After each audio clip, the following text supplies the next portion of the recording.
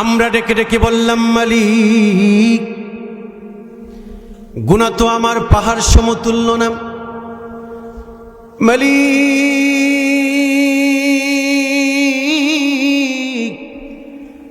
আমার গুনাহ তার থেকেও বেশি। আল্লাহ বলেন, গোলাম, হাদিসে কুদসিতে আল্লাহ বয়ান করেন, ইয়া ইবনা আদম লাউ বালাগাত যুনুবুকা আনানাস সামা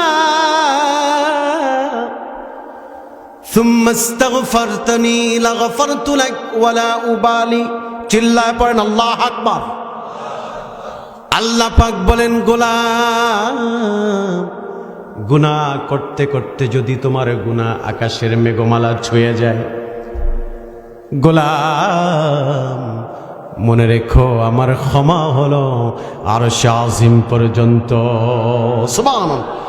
এখনো তোমার আমি ডাকার মতন ডাকতে পারিনি মাওলা। ঠিক না? এখনো তোমার মাফি পাওয়ার মতন চাইতে পারিনি মাওলা। তোমাকে ডাকা